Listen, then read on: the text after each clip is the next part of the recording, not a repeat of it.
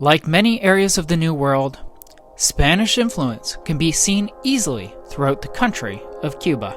On our 5th day of touring the country, we wanted to tap into this part of Cuba's past by visiting a 17th century fort called Castillo San Predro de la Roca, or simply Morro Castle. This UNESCO World Heritage Site is the most complete and best preserved example of Spanish-American architecture based on the Italian and Renaissance design principles.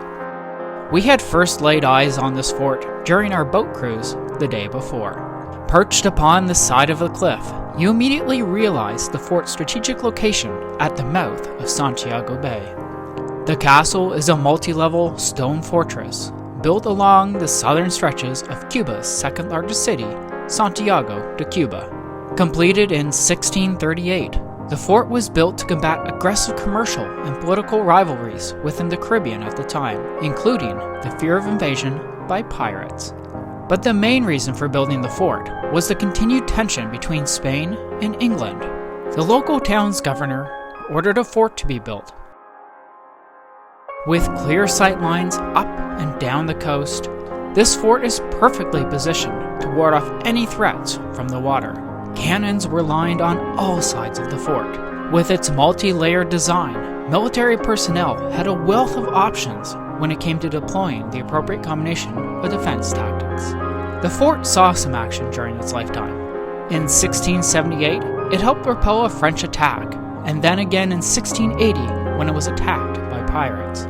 Between 1675 and 1692, and then again between 1757 and 1766, the area and the fort were battered by a series of earthquakes that required the fort to undergo major repairs.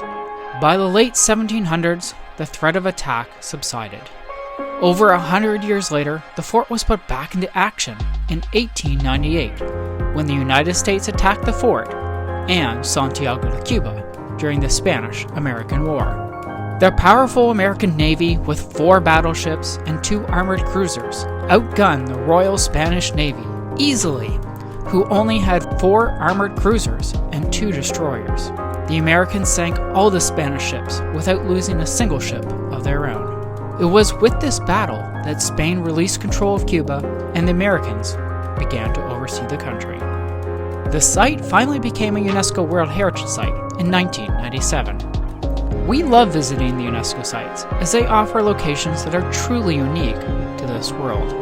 For us, the fort wasn't about its military past that inspired us, but the history it stands to remind us of. Perhaps it's buildings like this which help us realize that we can share a world, no matter which nation lays claim to the land. Interested in learning more about our journey through Cuba?